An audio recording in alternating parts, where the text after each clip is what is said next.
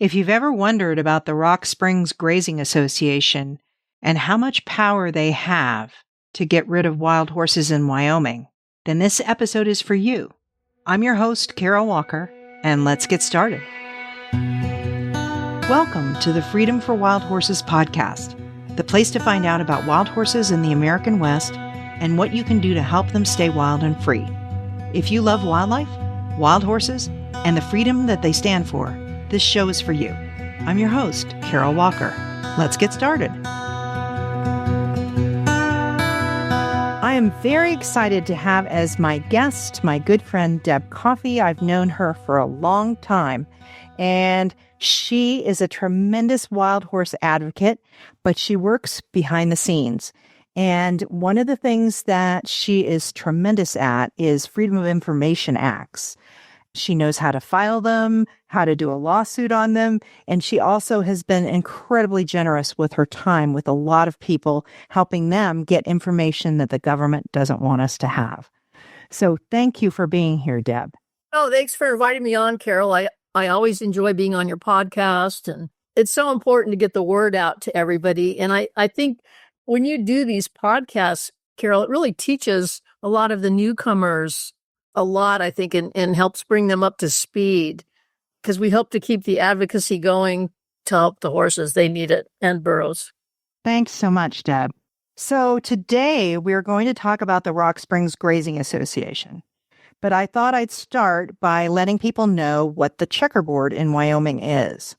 So in the 1870s, Union Pacific Railroad went 150 miles. So what they did was they needed to raise money for this railroad. So they did a checkerboard of private and public lands, selling the private parcels that are a mile wide and a mile deep. They sold these to raise money and created 50 miles wide checkerboard and 150 miles long. And this checkerboard goes through 4 herd management areas in Wyoming.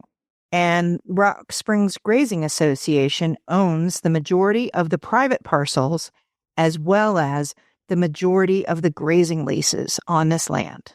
So Deb, tell us a little bit about Rock Springs Grazing Association, or RSGA. Okay, well, first off, Carol, as you know, RSGA grazes on about 1 million acres of public lands. If I'm correct, I think they're the biggest grazing permittee in the United States. I'm going to just back up to give people that are new a little bit of information. The BLM issues livestock grazing permits to ranchers, giving them permission to graze a certain number of their privately owned cattle or sheep for a certain period of time on a certain percentage of public lands. They issue these permits. Grazing permits can be issued under the name of a person, the name of a company, or the name of a grazing association, or a trust, things like that. And the BLM issues an authorization number for each grazing permit. One thing to know about grazing associations, like the Rock Springs Grazing Association, is that it can be difficult to find out the names of the members of the grazing association. The Rock Springs Grazing Association has a permit on these 1 million acres, and from what I can tell, it's been hard for me to find out who the members are. So I'm sure it's hard for other people. I have a copy of a 1942 RSGA shareholder meeting report, and at that time there were about 37 shareholders listed by name. And now I got some FOIA documents, and thank you to American Wild Horse Conservation, we are trying to find out information about the Rock Springs Grazing Association, and they shared one of their documents. And at this time, there seem to be 19 names. However, the BLM only posts the last name. It's like Smith, then they have an initial. And Carol, what legal document do you know doesn't have full names on it? And meanwhile, if I go to a wild horse roundup, I remember one time I arrived and they had already run the plates and they knew I was in a rental car. So again, they're very protective of the cattlemen.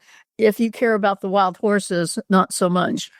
So One thing I really wanted to bring up about RSGA is the greed. This is greed of public lands, and it's led to a point where the BLM is now planning to zero out 2 big wild horse herd management areas in Wyoming. As you know, RSGA is authorized to graze on 1 million acres of public lands. And if you look at the BLM's 2023 wild horse management for the Rock Springs and Rawlins field offices in Wyoming, the BLM is going to allow 464 to 836 horses on 2 HMAs, herd management areas. Meanwhile, the BLM is allowing RSGA to graze over 140,000 animals about 5 months out of the year on the Rock Springs allotment. And to keep things simple, we're going to talk about grazing numbers for the RSGA's grazing permit on the Rock Springs allotment. However, it's really important to note some of the RSGA members have additional grazing permits under their own names or their business names on other grazing allotments and herd management areas on our public lands. And, if we want to even compare the amounts of forage that the BLM allows regarding AUMs, an AUM is an animal unit per month, and that's the amount of forage each animal eats per month. It's part of their how they calculate things. The BLM is allowing only 5,568 to 10,032 AUMs for wild horses on 2 HMAs. Meanwhile, the BLM is allowing RSGA to have 97,193 AUMs on only one allotment, the Rock Springs allotment. And this is for a period of only 5.5 months. So you can kind of see how skewed the numbers are. Yes, very skewed. And then, of course, the BLM is not conducting range health monitoring right now. They just kind of have stopped. And if they do any sort of range monitoring, they leave the cattle and sheep out of it. They blame all of the range degradation on wild horses. They do. I know someone that went on where they were looking at the range, and they specifically told the person not to look at the cattle, to only talk about the horses. And AUMs are outdated because one AUM, the BLM counts as a cow-calf pair. But the problem is the cattle of the 40s and 50s were much smaller than the cattle today. The cattle today are huge, and they're eating a lot more than what they had originally thought that cattle would eat. Yeah, and also, I'm not sure that maybe the newer people don't understand the BLM counts a cow-calf pair, 2 animals, as only one animal. Whereas when the BLM does population estimates of wild horses, we've actually seen them count foals as adult horses. The other issue is, the BLM is now talking about only 2 herds. So originally, the HMAs, herd management areas, were Adobe Town, Divide Basin, Saltwells Creek, and White Mountain. But they are going to zero out Saltwells Creek and Great Divide Basin. They also may be going to zero out White Mountain as well. So these herd management areas are being turned into herd areas, not managed for wild horses. And, if the BLM is going to do what this plan wants to do, that you guys are fighting, Adobe Town would have between 259 and 536 wild horses, and White Mountain would be 205 to 300 wild horses. So what this says is the BLM is leaving only 464 to 836 wild horses on what was once 4 herd management areas.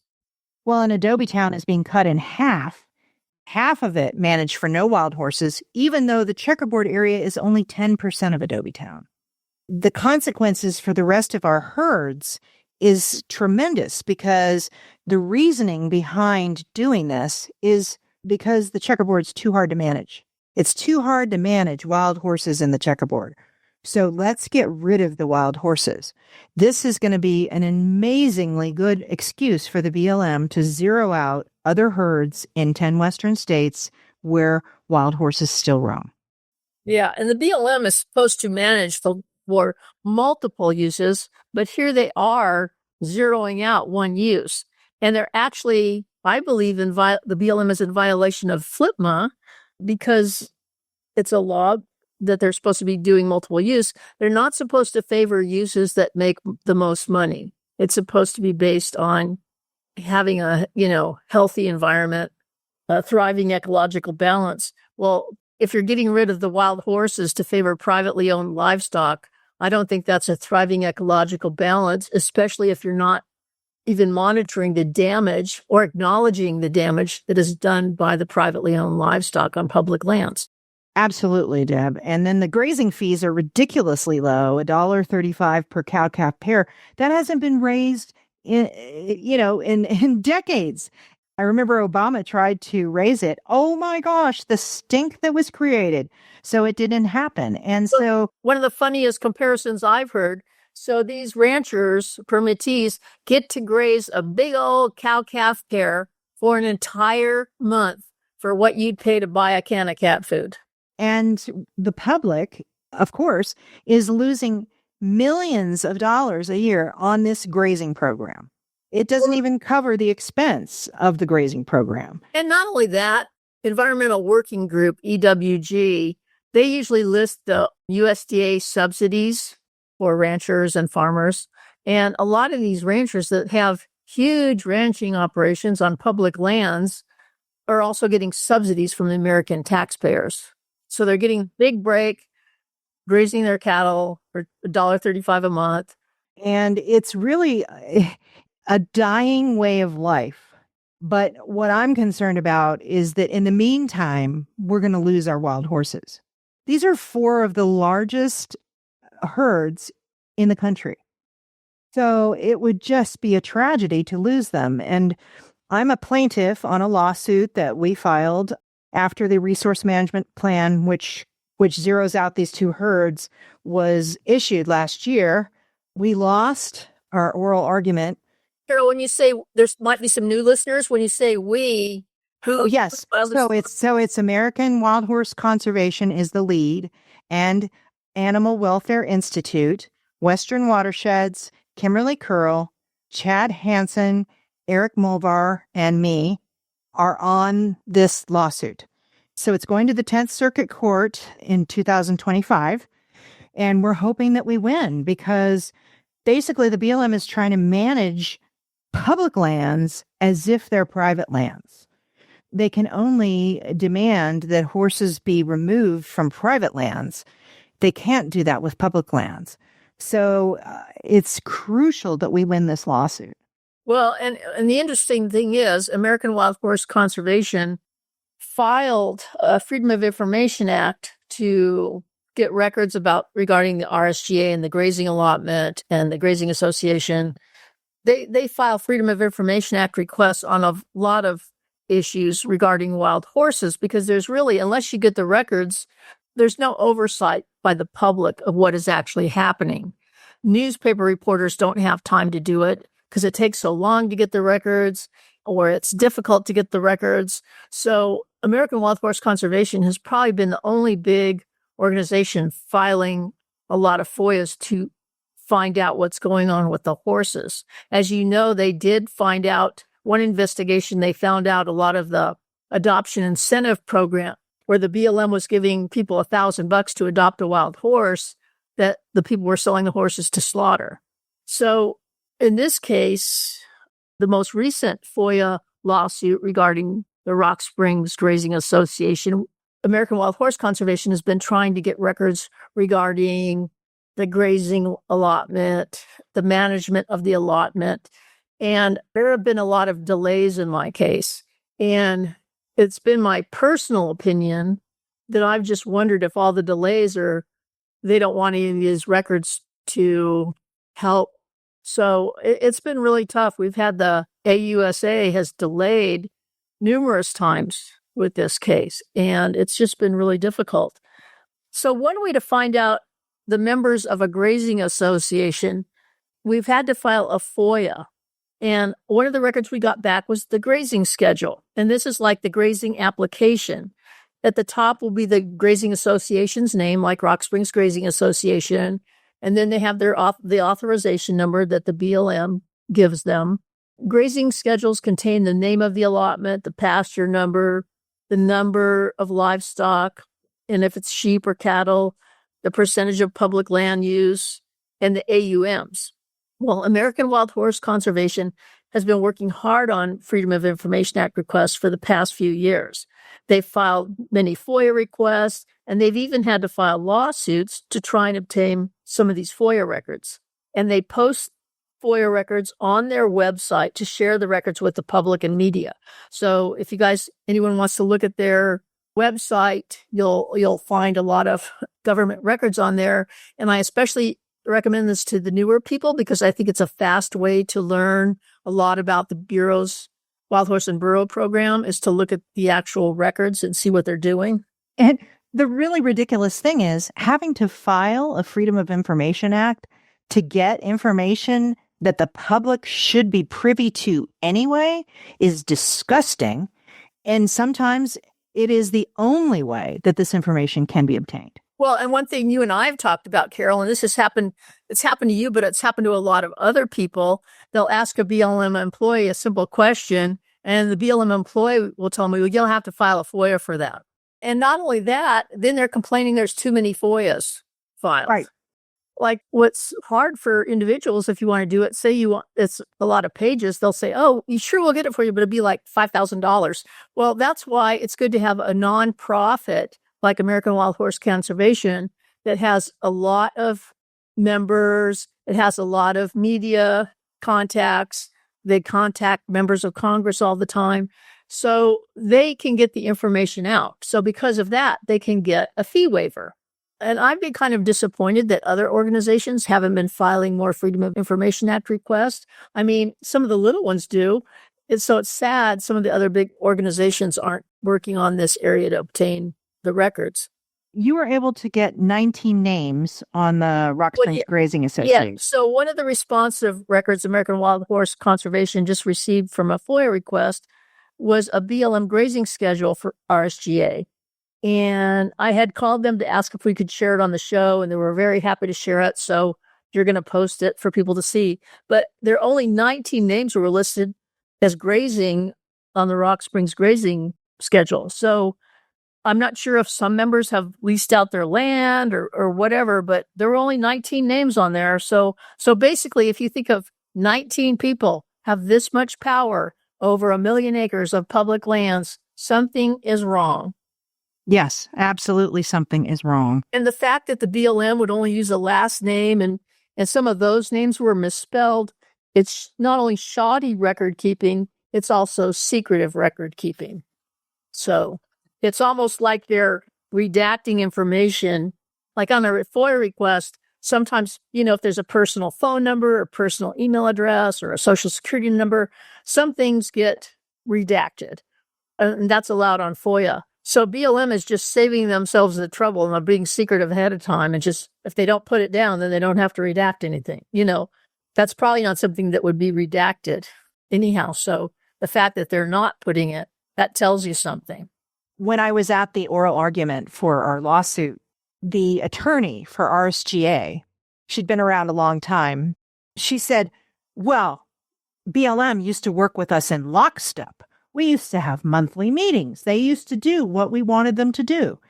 I found that very interesting. And then, of course, looking at the records that Don Schramm, who worked for the BLM for 37 years, became the land operations manager for RSGA.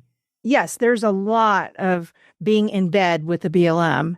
And I know that one of the Freedom of Information Act requests that American Wild Horse Conservation filed, I think it was regarding emails or communications between the BLM and RSGA.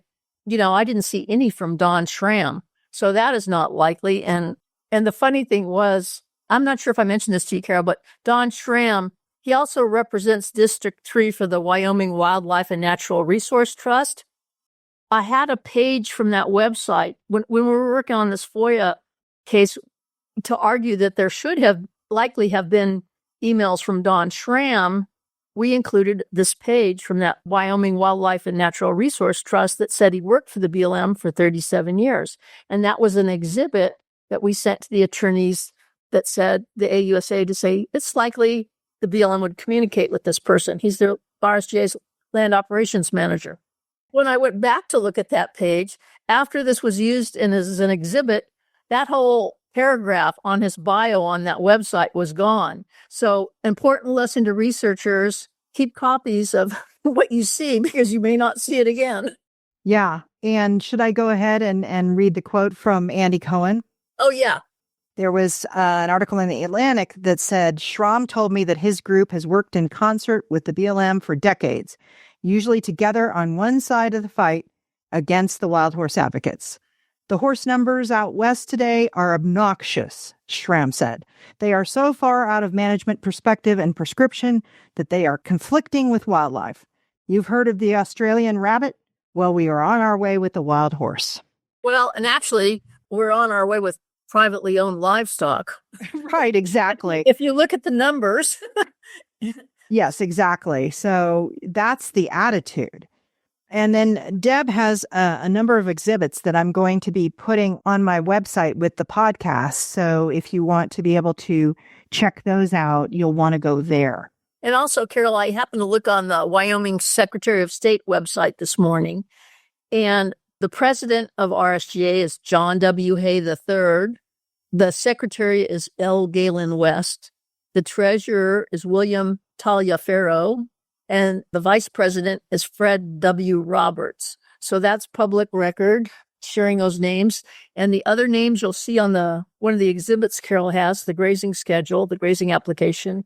And that's where you see the last names of those 19 people that are part of the RSGA.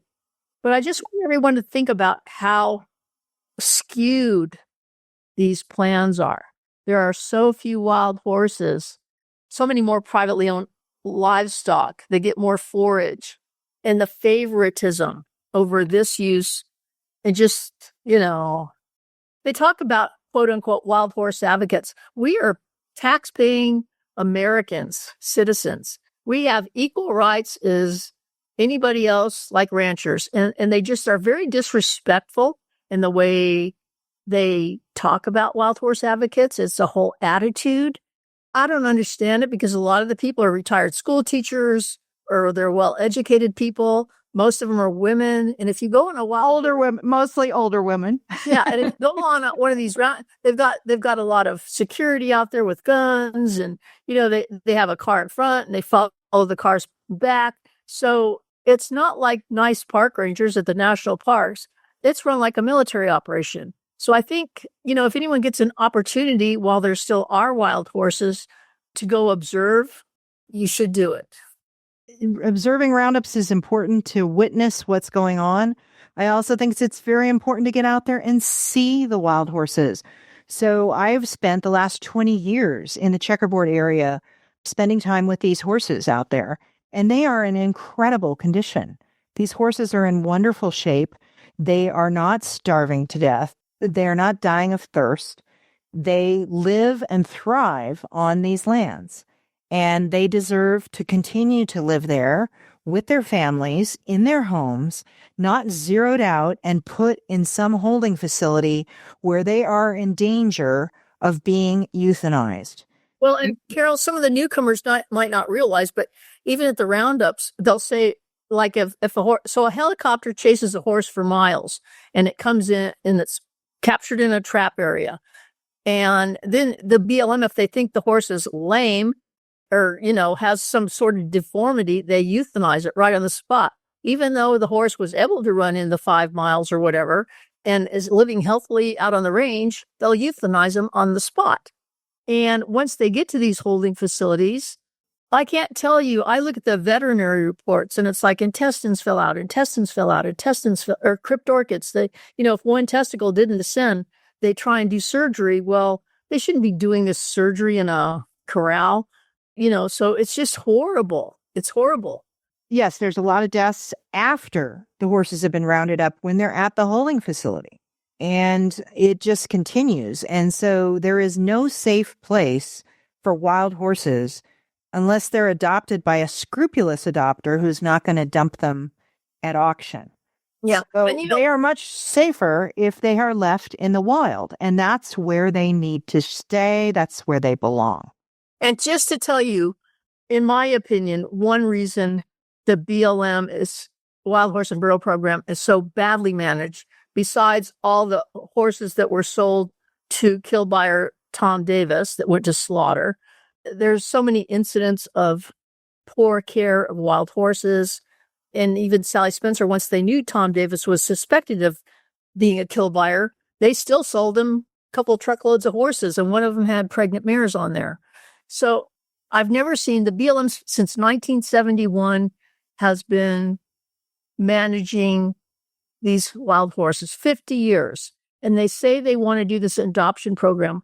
I have never seen one record or heard any hint of them doing any type of a training video for people on how to gentle a wild horse. I don't think they've asked any experts. I've never seen it taught to their wild horse and burro specialists. I've never heard them talk about it in the National Wild Horse and Burro Advisory Board meeting. So they don't even care about the horses as far as I'm concerned. No, and more, they are putting the horses that they are putting out for adoption in the online adoption instead of letting people come and see them and take them in person. So it becomes more and more bad and dangerous for these horses. Mm-hmm.